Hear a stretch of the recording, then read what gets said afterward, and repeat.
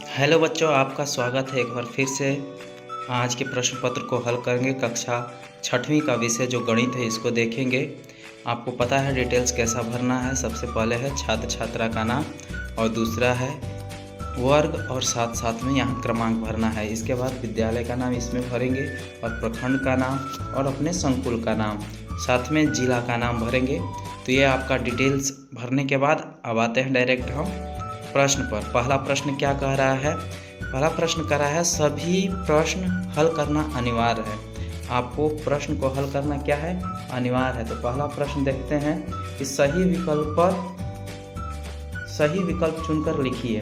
तो पहला क्वेश्चन कह रहा है कि 599 की परवर्ती संख्या है। 599 का परवर्ती, तो यहाँ पर दो होता है, एक पूर्ववर्ती होता है, एक होता है परवर्ती। पूर्ववर्ती मतलब इससे पहले और परवर्ती मतलब इसके बाद। तो इसके बाद कौन सी संख्या आएगी? 599 के बाद 600। इसका बी होगा सही जवाब। अब दूसरा प्रश्न कर रहा है निम्नलिखित में से कौन सी संख्या 3 से विभाज्य है? 3 से विभाज्य कौन सी संख्या है? तो इसके लिए क्या करना पड़ेगा? हम लोग विभाज्यता का नियम पढ़े थे कि विभाज्यता का नियम क्या होता है 3 का, कि इसमें जितना भी संख्या दी गई है उसको जोड़ेंगे। जो संख्या 3 से कट जाएगी तो वो क्या कहलाएगी? विभाज्यता 3 से कटेगी। तो सबसे पहले जोड़ते हैं इसको। तो 5 + 3 कितना होता है? 8। तो ये नहीं कटेगा। 9 × 7 = 16, ये भी 3 से नहीं कटेगा। 6 × 1 = 7, ये भी 3 से नहीं कटेगा। 6 × 3 = 9। तो मेरा सही जवाब क्या होगा? द।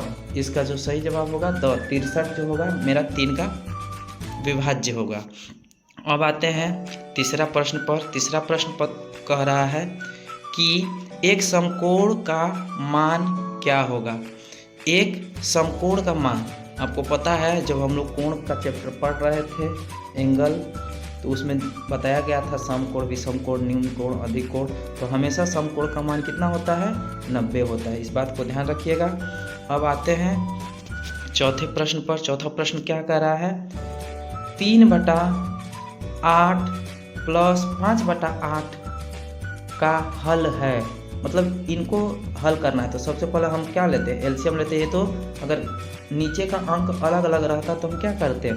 इनका एलसीएम निकालते, लेकिन ये सेम है तो इसीलिए हम यहाँ डायरेक्ट 8 लिखेंगे और इसको 8 में 8 का भाग देंगे तो 1 होगा, तो 1 से गुणा करेंगे तो यहाँ 3, फिर वैसे ही इसको 8 को इसमें भाग देंगे तो 1 आएगा, तो फिर यहाँ 5। क्या होगा? 8/8। तो इसको कटाएंगे तो क्या होगा? 1 आएगा। तो मेरा सही जवाब क्या होगा? Very good. अब आते हैं हम अगले प्रश्न पर। क्या कह रहा है अगला प्रश्न? ये तो हम लोग सॉल्व किए थे। सबसे छोटी धनात्मक पूर्णांक का मान होता है। तो सबसे छोटी धनात्मक पूर्णांक संख्या कौन सी है? पूर्णांक संख्या, तो सबसे पूर्णांक संख्या की शुरुआत ही होती है 1 से। जैसे 1, 2, 3, 4 ये सारी क्या है? धनात्मक पूर्णांक है।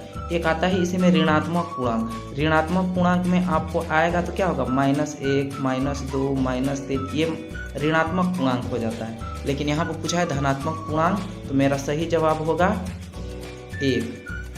अब आते हैं अगले प्रश्न। अगला प्रश्न क्या कह रहा है? रिक्त स्थानों की पूर्ति कीजिए। इसमें बोल रहा है रिक्त स्थानों की पूर्ति कीजिए। तो इसमें क्या भरना है? 2m में 11 जोड़ना, क्या व्यंजक रूप क्या होगा? तो यहाँ पर देखिए लिखा भी है 2m + 11। सिंपल।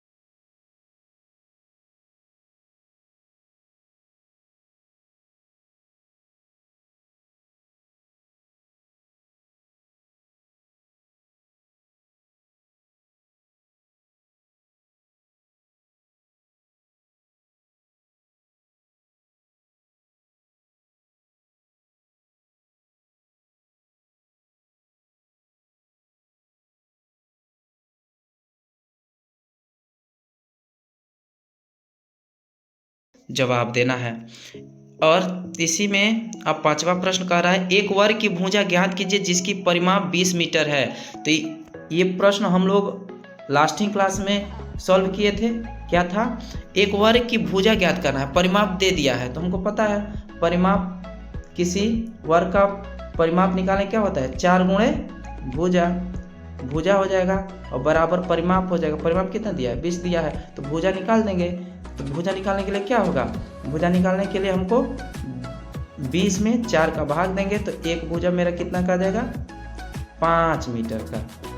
तो भुजा क्या हो जाएगी वर्ग की, 5 मीटर। अब आते हैं अगले प्रश्न पर। क्या कर रहा है, अंग्रेजी वर्णमाला के ऐसे 2 अक्षरों को लिखिए जिसमें केवल एक ऊर्ध्वाधर सममित रेखा हो। जैसे कि हम लोग सममित रेखा के बारे में पढ़े, तो सममित रेखा क्या होती है कि वैसे आकृति को 2 बराबर भागों में बांटती है। तो ये इसमें हम लोग 2 भी पढ़े थे कि एक होता है क्षैतिज होता है, एक होता है ऊर्ध्वाधर। तो यहाँ पर पूछा है ऊर्ध्वाधर सममित रेखा खींचना है। ऊर्ध्वाधर मतलब ऊपर से नीचे, ये मेरा ऊर्ध्वाधर है और इसको हम क्या बोलते हैं, क्षैतिज। ये मेरा क्षैतिज है और ये मेरा क्या है, ये खड़ी लाइन को क्या बोलते हैं, ऊर्ध्वाधर। तो वही पूछा है कि ऊर्ध्वाधर सममित बताना है वर्णमाला के अक्षरों को, 2 अक्षर। तो सबसे पहले मैं लेता हूँ ए होगा कि नहीं, ए को अगर हम बीचों बीच ऐसे काटेंगे तो ये ऊर्ध्वाधर कट रहा है कि नहीं कट रहा है, कट रहा है। और इसके बाद हम लेते हैं क्या, एक्स लेंगे, ओ भी हो जाएगा सही जवाब। एक्स को लेंगे तो इसको भी ऊपर से नीचे आराम से काट सकते हैं। ओ लिए, ओ को भी आराम से ऊपर से नीचे काट सकते हैं। इसके अलावा डी डब्लू भी लिए हैं, डब्लू को भी बराबर भागों में काट सकते हैं। और एच भी है, एच भी मेरा हो जाएगा एच को हम ऊर्ध्वाधर काट सकते हैं।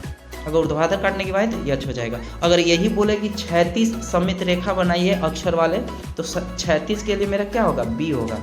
क्या होगा, बी। और इसके बाद सी भी हो जाएगा, सी को बराबर भागों में काटेंगे, ये क्षैतिज कट रहा है। डी भी हो जाएगा ये आपका, एच भी हो जाएगा, वेरी गुड। तो ये होगा क्षैतिज ऊर्ध्वाधर। ऐसे क्वेश्चन प्रश्नावली पूछते हैं, आपको ध्यान देना है। अब अगला प्रश्न क्या कर रहा है, निम्नलिखित प्रश्नों को हल कीजिए। एक संख्या रेखा खींचिए और उस पर निम्नलिखित भिन्नों को बिंदु रूप में प्रदर्शित कीजिए। संख्या रेखा पर आपको क्या करना है, एक रेखा लेना है, इसमें यहाँ पर 0 होगा,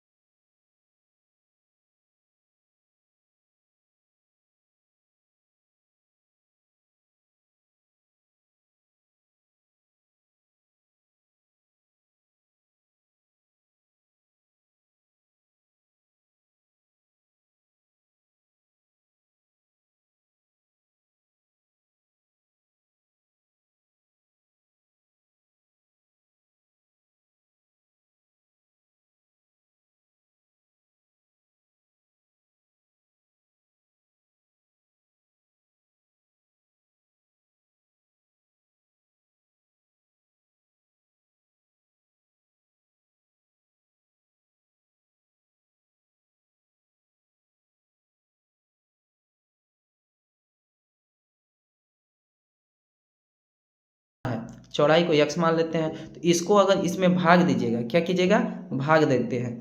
तो अगर हम 36 सेंटीमीटर स्क्वायर में 9 सेंटीमीटर का भाग देते हैं, तो 1 सेंटीमीटर से 1 सेंटीमीटर कट गया, तो 9 चौके 36, तो मेरा चौड़ाई जो होगा 4 सेंटीमीटर आएगा। Very good.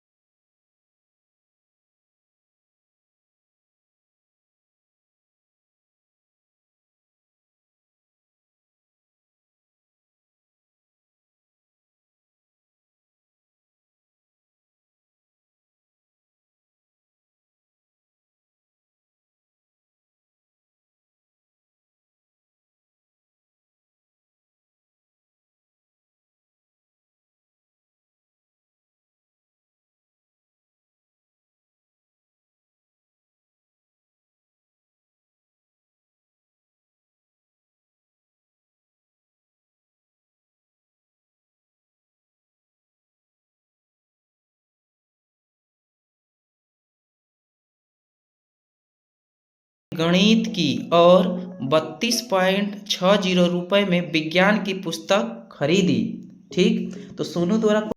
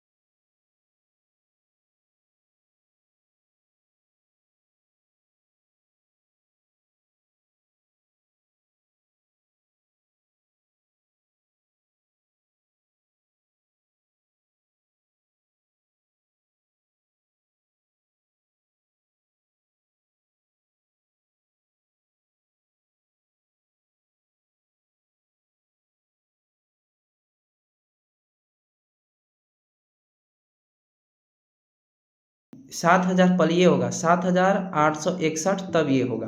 ठीक, इसको ध्यान दीजिएगा आप लोग। अब आते हैं अगले प्रश्न पर। अगला प्रश्न क्या कर रहा है, एक दंड आलेख को देखिए जो अजीत द्वारा अर्धवार्षिक परीक्षा में विभिन्न विषयों में प्राप्त किया गए अंकों को प्रदर्शित किया है।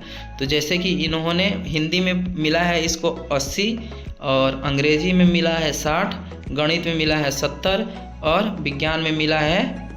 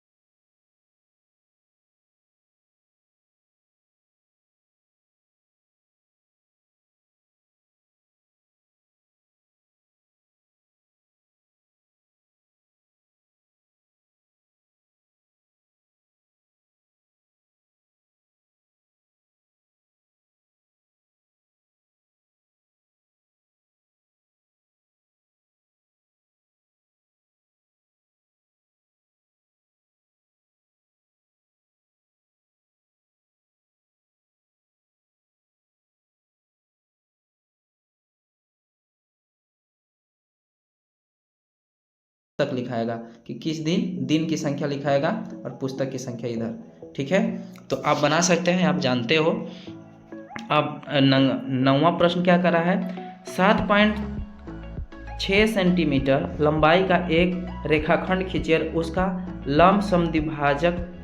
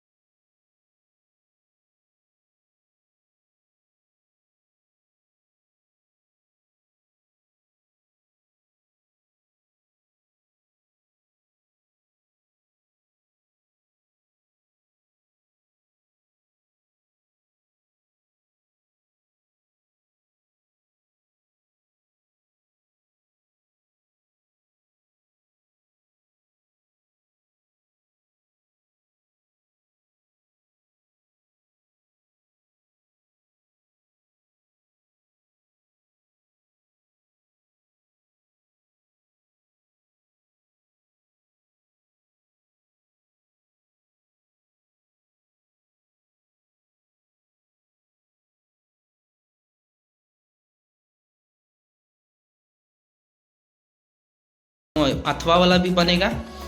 तो ये हुआ आपका प्रश्न पत्र का सॉल्यूशन। तो आपको और सारी प्रश्नों की सॉल्यूशन चाहिए तो आप कमेंट बॉक्स कर सकते हैं। अगर कोई भी प्रॉब्लम हो रहा है समझने में तो कमेंट कर सकते हैं, आपको समझा दिया जाएगा। अगर और वीडियो चाहते हैं आप ऐसे बाकी सब विषयों के लिए भी, तो आप कमेंट में अपने ज़िले का नाम, अपना नाम ज़रूर कमेंट कीजिएगा। देखने के लिए बहुत बहुत धन्यवाद।